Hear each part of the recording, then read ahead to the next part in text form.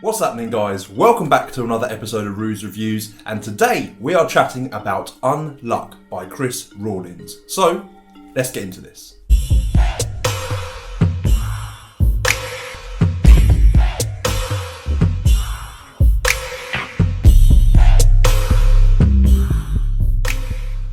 So, here we go, Unluck by Chris Rawlins. As some of you may know, I'm a bit of a fan of Chris's work. I reviewed XIDD a couple of reviews back. If you haven't seen that yet, go check that out up here.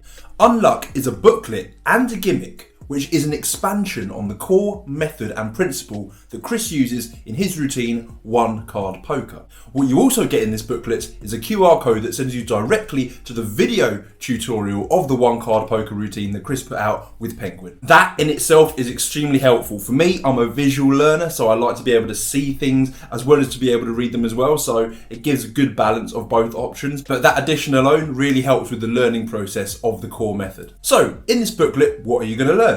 Well, you're going to learn Chris's One Card Poker routine to start with. What you also get within this booklet are 5 variants based on Chris's initial method. As well as this, there's additional thoughts for how you perform this for magicians or maybe tricky spectators that ask to see a trick again. Additional thoughts on a specific move that Chris has taken and expanded on. How to add on certain gimmicks to ring them into an already in use deck of cards. And some really nice ideas in the end for the things to think about section. So, as I say, the actual first routine you learn in this booklet is Chris's One Card Poker routine. This booklet isn't necessarily about that routine specifically, it is about the method, but this is the first routine you learn in the booklet. What this routine is a very clean, very fair, hands-off, bar bet style routine. All the cards are shuffled and cut and mixed by the spectator or spectators. And as I say, this is like a bar bet style principle. Highest card wins. So at the end, you are left with a card and the spectator is left with a card, and you're going to see who has the highest card. What actually happens is something much more spectacular. The spectator's card is turned over, your card is turned over, and they are shown to be the aces. The card on top of the deck is shown to be an ace, and a card that has been reversed in the middle of the deck is shown to be an ace as well. These are all free choices made by the spectator.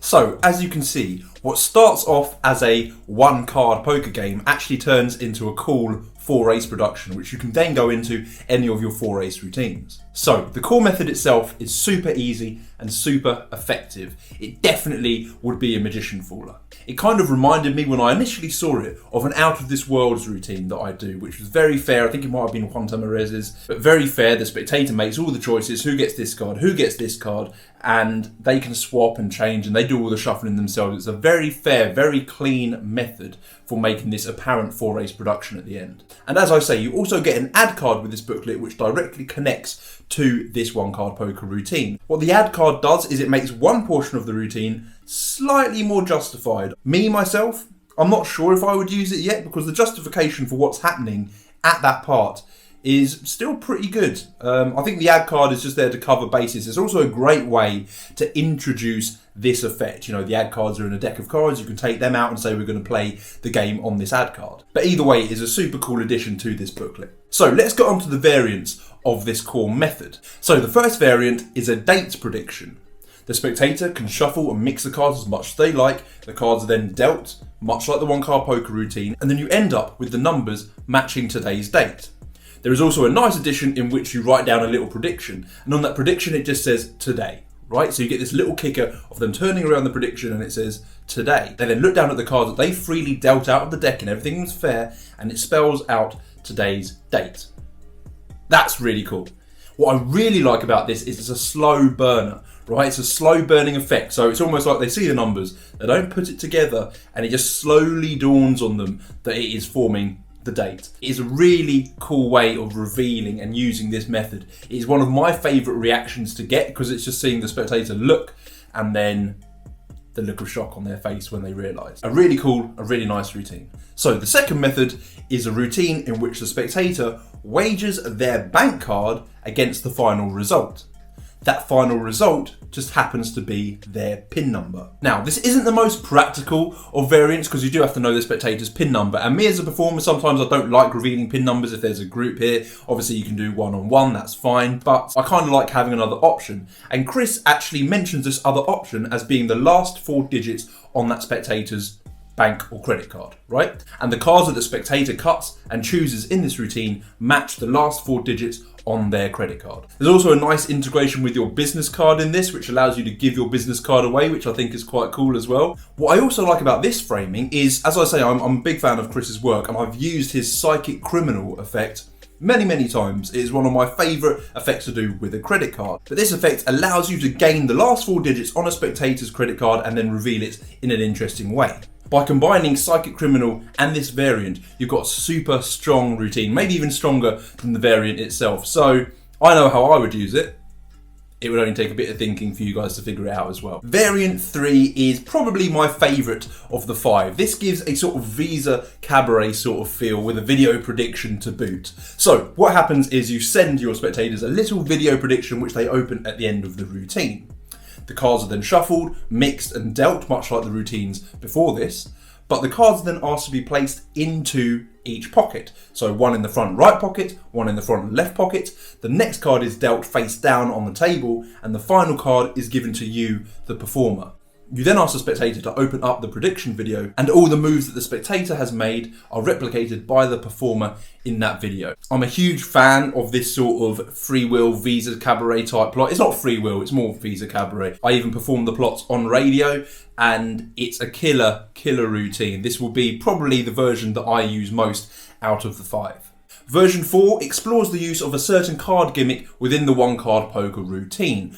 I can't go too much into this because it is I'll be giving too much away. But as a mentalist and a worker, I will probably be using this method over the initial method taught by Chris. If you get the routine, you will know what I mean by this, but there is something a lot easier, a lot simple, a lot freer about this routine. It means you don't have to set up as much in advance, and it also means you can have a little cool prediction as well. And finally, version 5, which is a routine incorporating alphabet cards. I really like using alphabet cards in my work, especially as a mentalist. It almost gives a sort of spiritual type vibe to your performance. I mean, even if that's not your thing, it's still kind of cool. And what's great about this is the actual letters spell out the spectator's name. Again, they do all the cutting, they do all the dealing, and the cards that are dealt match the spectator's name. So you're really making a connection with the spectator here on a really personal level, and they're making that connection with themselves as well. There's also a slight adaptation to the end of this routine as opposed to the original 1-card poker routine or any of the other routines mentioned.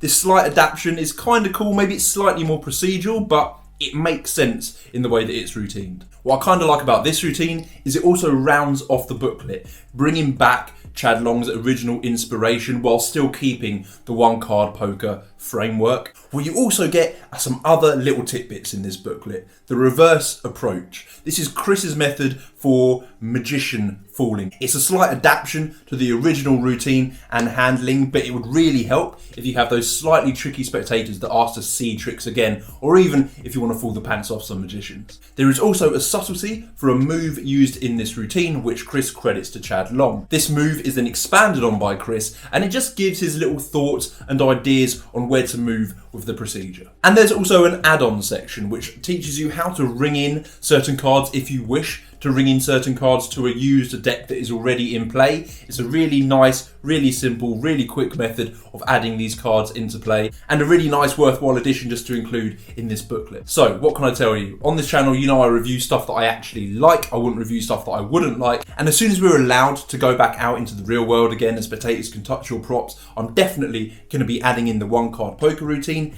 and variant 3 from this project. I think there is something so cool about variant 3, which I really like, and I really love the addition of the add card as well. You just chuck that in your wallet, or you can chuck that into your deck of cards, and that is a perfect addition to the 1-card poker routine. So go pick this up from Chris's website. The pre-sales are on order now, or actually by the time this goes out, it will be Friday, so it should be on sale by now. So go pick this up from Chris's website. The links are below. Thanks for watching, guys, and I'll see you all very soon for the next one. Ciao.